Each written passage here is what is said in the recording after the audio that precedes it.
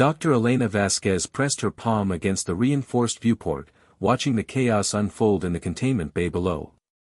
The 3 Xerian cubs, each the size of a small horse despite being barely 6 months old, had transformed the sterile laboratory into a battlefield of twisted metal and sparking electronics.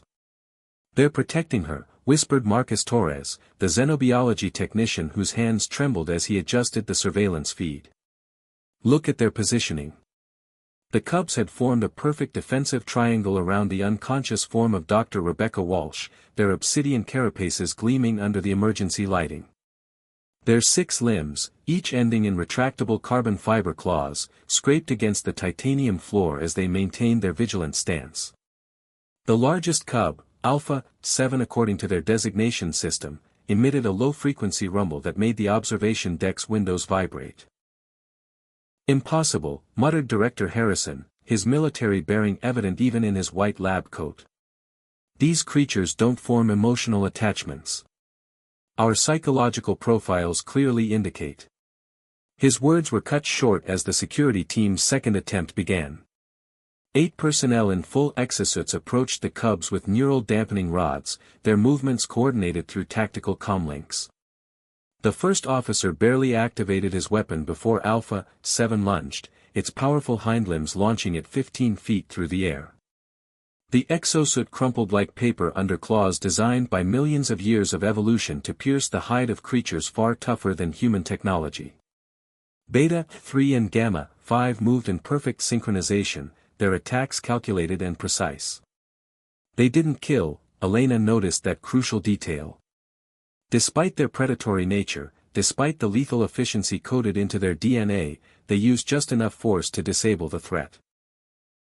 The security personnel were left unconscious but breathing, their equipment destroyed but their bodies intact. Dr. Walsh bonded with them during the imprinting phase, Elena said, her voice barely audible over the alarms. She spent 18 hours a day in that bay for 3 weeks. Fed them by hand, monitored their development, even slept beside their pods. Harrison's face flushed red. She violated protocol. Emotional attachment compromises scientific objectivity. "Maybe," Elena replied, watching as Alpha 7 gently nuzzled Walsh's unconscious form with its massive head. "But she's the only human who's ever successfully communicated with a Xerian. Her linguistic algorithms broke through their sonic barrier. These cubs don't just recognize her, they understand her."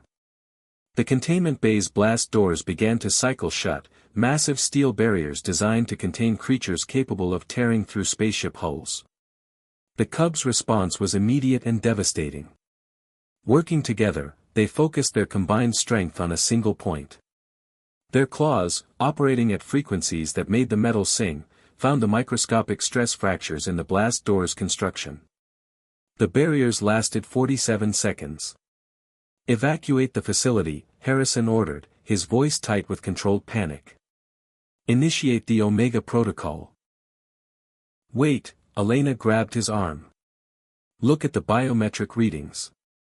On the medical display, Walsh's vital signs showed signs of improvement.